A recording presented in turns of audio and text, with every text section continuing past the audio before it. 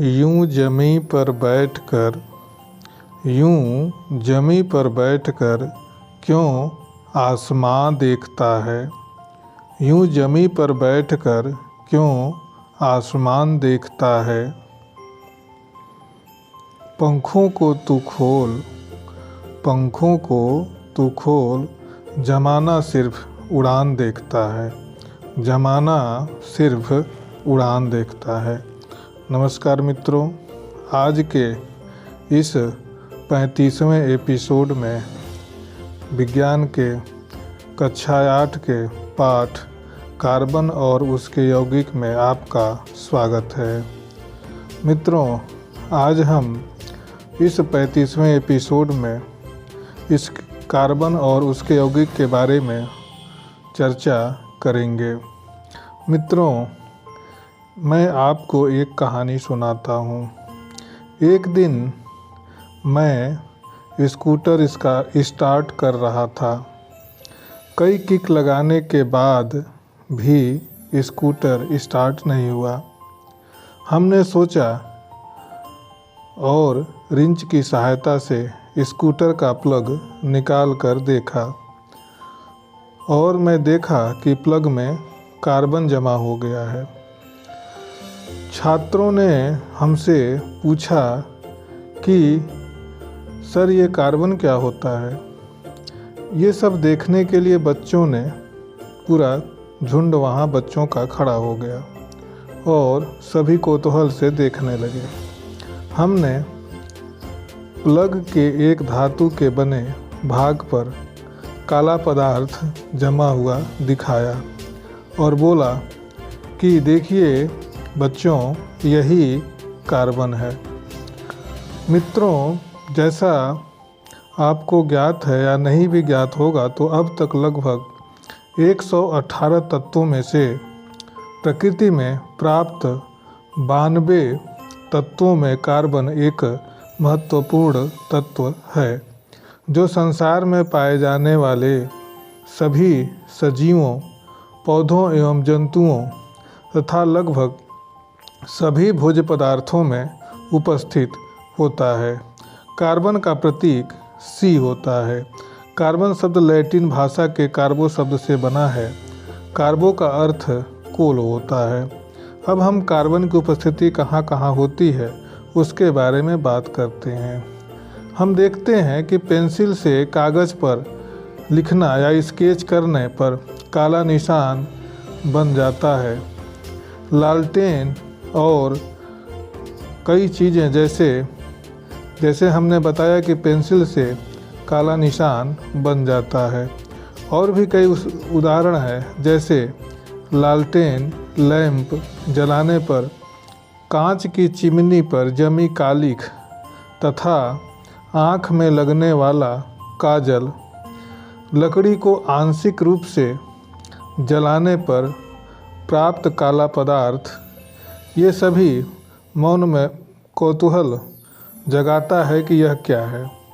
उपर्युक्त सभी काले पदार्थ कार्बन तत्व के ही रूप हैं।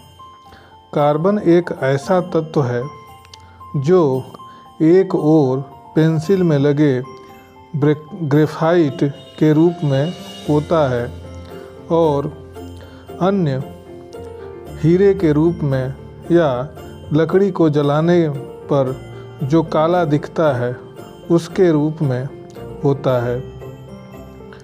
यह कई रूपों में पाया जाता है। कभी कभी यह मुक्त अवस्था मिलता है, तो कभी ग्रेफाइट के रूप में मिलता है, तो कभी यह हीरे के रूप में मिलता है। हीरे के रूप में यह अत्यंत कठोर और अभूतपूर्व चमक वाला पदार्थ है। तो वहीं लकड़ी के कोयले के रूप में काला। यही नहीं, कार्बन सभी सजीवों जैसे जंतुओं एवं पौधों अर्थात वनस्पतियों तथा दैनिक जीवन में प्रयुक्त होने वाले पदार्थों जैसे कागज, लकड़ी, रबर, टायर, कपड़े, तेल, साबुन एवं ईंधन में यौगिक के रूप में उपस्थित होता है। निर्जीव वस्तुओं में भी कार्बन मुक्त रूप में या यौगिक के रूप में दोनों रूप में उपस्थित हो सकते हैं। मुक्त रूप में कार्बन अपने विभिन्न रूपों में पाया जाता है। संयुक्त अवस्था में कार्बन बहुत से यौगिकों में पाया जाता है। अब हम आगे कार्बन की उपस्थिति के बारे में चर्चा करेंगे। जैसा कि हम जानते हैं कि कार्बन पृथ्वी पर हर जगह किसी न किसी रूप में मौजूद होता है। हम दैनिक जीवन में ऐसे बहुत से पदार्थों का उपयोग करते हैं जिनके रासायनिक सूत्र जानते हैं। अन्य ऐसे बहुत से यौगिक हैं जिनका रासायनिक सूत्र से आप सभी परिचित नहीं होंगे। तो हम दैनिक जीवन में प्रयुक्त होने वाले कुछ ऐसे पदार्थों के रासायनिक सूत्रों का अवलोकन करते हैं और उसके बारे में जानते हैं। जैसे पहला पदार्थ चूना पत्थर या संगमरमर है। संगमरमर एक ऐसा पदार्थ है या ऐसा चट्टान होता है जो रूपांतरित सेल के रूप में पाया जाता है। यह कैल्शियम कार्बोनेट का रूपांतरित रूप है। इसका अणु सूत्र या रासायनिक सूत्र CaCO3 होता है, जिसे हम चूना पत्थर भी कहते हैं। चूना पत्थर का यह परिष्कृत रूप संगमरमर कहलाता है। इसका जैसा कि हमने बताया कि इसका रासायनिक सूत्र CaCO3 है, अर्थात कैल्शियम का एक परमाणु, कार्बन का एक परमाणु और ऑक्सीजन के 3 परमाणु मिलकर के कैल्शियम कार्बोनेट का रासायनिक सूत्र बनाते हैं। इस प्रकार यदि हम चाक या खड़िया की बात करें तो खड़िया भी एक प्रकार का कैल्शियम कार्बोनेट का ही रूप है। यह बिल्कुल श्वेत अर्थात सफ़ेद अवस्था में मिलता है। इसका प्रयोग हम श्यामपट्ट में लिखने के लिए या बच्चे इसको लिखने के रूप में उपयोग करते हैं। जैसा कि हम जानते हैं कि चाक सफ़ेद होता है और अब कई तरह के रंगीन चाक भी आने लगे हैं। इन सब का सूत्र भी कैल्शियम कार्बोनेट है, अर्थात CaCO3 है। अतः हम कह सकते हैं कि चूना पत्थर, खड़िया जिसे हम चाक कहते हैं और संगमरमर, तीनों का रासायनिक सूत्र CaCO3 होता है। अब हम खाने का सोडा, जिसे हम सोडियम बाइकार्बोनेट कहते हैं, जिसका रासायनिक सूत्र NaHCO3 होता है, उसके बारे में जानेंगे। सोडियम बाइकार्बोनेट, जिसे हम बेकिंग सोडा कहते हैं, इसमें सोडियम का एक परमाणु, हाइड्रोजन का एक परमाणु, कार्बन का एक परमाणु और ऑक्सीजन के 3 परमाणु मिलकर के NaHCO3 बनाते हैं, जिसे हम सोडियम बाइकार्बोनेट कहते हैं। अब हम धावन सोडा अर्थात वॉशिंग सोडा के बारे में बात करेंगे। वॉशिंग सोडा का रासायनिक सूत्र Na2CO3 होता है, अर्थात सोडियम कार्बोनेट। इस सोडियम कार्बोनेट में सोडियम के 2 परमाणु, कार्बन का 1 परमाणु और ऑक्सीजन के 3 परमाणु मिलकर सोडियम कार्बोनेट का एक अणु अर्थात एक यौगिक बनाते हैं। अर्थात धावन सोडा का सूत्र Na2CO3 होता है, जिसे हम वॉशिंग सोडा भी कहते हैं। अब हम आगे बात कार्बन डाइऑक्साइड की करते हैं। जैसा कि हम जानते हैं कि कई फैक्ट्रियों में से निकलने वाला धुआं में कार्बन डाइऑक्साइड होता है। यह बहुत ही हानिकारक गैस है और इसका रासायनिक सूत्र CO2 होता है। CO2 को हम ठोस बर्फ भी कहते हैं, अर्थात ड्राई आइस भी कहते हैं। अब हमने यही देखा कि इन सभी यौगिकों में कार्बन उपस्थित है। प्राकृतिक गैस जैसे LPG, cooking gas, petrol, diesel, मिट्टी का तेल, पैराफिन, मोम, एवं कोलतार, ये सभी ऐसे पदार्थ हैं जो कार्बनिक पदार्थों के रूप में पाए जाते हैं।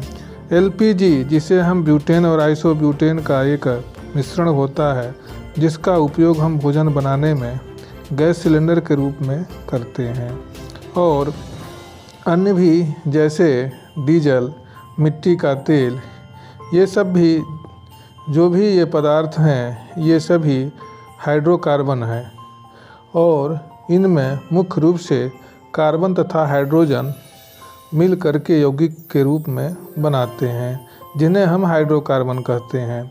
भोजन में उपस्थित प्रमुख घटक कार्बोहाइड्रेट, वसा, प्रोटीन, विटामिन आदि कार्बन के महत्वपूर्ण यौगिक हैं, जिनसे शरीर को कार्य करने के लिए ऊर्जा प्राप्त होती है और ये शरीर की पेशियों, रक्त, ऊतकों एवं हड्डियों के निर्माण में सहायक होते हैं। शरीर की कोशिकाओं में कार्बन किसी न किसी रूप में अवश्य उपस्थित होता है। सजीव संसार की संरचना में कार्बन केंद्रीय तत्व की भूमिका में होता है। सभी सजीवों में कार्बन और उसके यौगिक पाए जाते हैं। कुछ निर्जीव पदार्थों में भी कार्बन मुक्त अथवा यौगिक रूप में उपस्थित होते हैं। मुक्त रूप में कार्बन की उपस्थिति किस प्रकार होती है, उसके बारे में आगे हम चर्चा करेंगे। जैसा कि हमने बताया कि कार्बन की उपस्थिति मुक्त रूप में भी होती है, जिसे हम अपर रूप कहते हैं।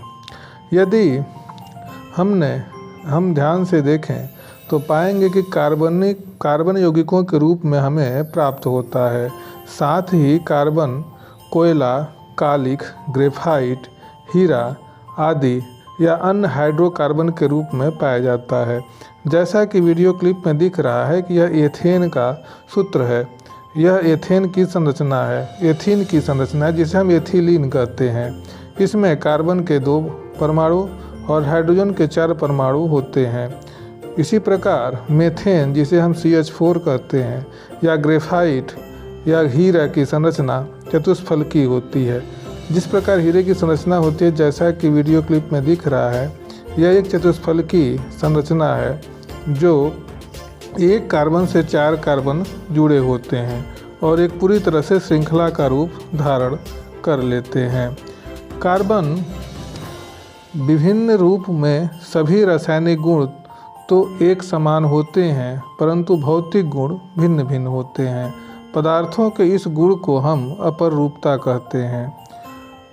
कार्बन के विभिन्न अपर रूपों में भौतिक गुणों में भिन्नता और अलग अलग दिखाई देती है। हीरा चमकदार एवं कठोर होता है। हाइड्रोकार्बन के गुण अलग होते हैं, जबकि कोयला, काजल, ग्रेफाइट ये सब काले रंग के होते हैं। इनके गुणों में भिन्नता कार्बन परमाणु की व्यवस्था में भिन्नता के कारण होती है। कार्बन परमाणुओं की व्यवस्था के आधार पर कार्बन के विभिन्न अपर रूपों को 2 भागों में बांटा गया है। यदि हम उसकी बात करें तो कार्बन के 2 अपर रूप, एक क्रिस्टलीय तथा दूसरा अक्रिस्टलीय अपर रूप होता है। कार्बन के यदि हम अक्रिस्टलीय अपर रूप की बात करें तो मुख्य रूप से चारकोल, काजल, कोक, कार्बन गैस ये कार्बन के अक्रिस्टलीय अपर रूप है। यदि हम चारकोल की बात करें तो चारकोल कई प्रकार के होते हैं। लकड़ी द्वारा प्राप्त जो कोयला होता है उसे हम काष्ठ चारकोल कहते हैं, और जंतु के जलने से जो कोयला प्राप्त होता है वह जंतु चारकोल होता है, और शुगर के जलने से जो कोयला प्राप्त होता है वह शुगर चारकोल होता है, जिसे हम कैरामेल भी कहते हैं। कार्बन कई रूपों में पाया जाता है, जिसमें एक यौगिक रूप भी है। इसके कई उपयोग हैं, जैसे हम अग्निशमक यंत्र में भी इसका प्रयोग करते हैं। उसमें सोडियम बाइकार्बोनेट होता है, और जब हम किसी पर या कोई भी आग बुझाते हैं तो कार्बन डाइऑक्साइड गैस और जल की मिश्रित मात्रा उसमें से निकलती है और वह आग बुझाने का काम करती है। कार्बन कई अन्य चीज़ों में भी पाया जाता है, जैसे शीतल पेय, जैसे कोका कोला, पेप्सी आदि में भी यह पाया जाता है। और भी जैसे हीरा की अंगूठी में हीरा बहुत ही कठोर धातु पदार्थ है, जिससे वह कार्बन का ही एक अपर रूप है। बैटरियों में भी आजकल हम मोबाइल, लैपटॉप या अन्य वस्तुओं जो चलायमान हैं उसमें हम बैटरी का प्रयोग करते हैं, जो लिथियम आयन बैटरी होती है। इसके पूरे को कवर करने के लिए हम चारकोल का उपयोग करते हैं, जो कार्बन का ही एक रूप है। तो मित्रों, आज के इस 35वें एपिसोड में बस इतना ही। उम्मीद है कि आपको यह वीडियो अच्छा लगा होगा। धन्यवाद।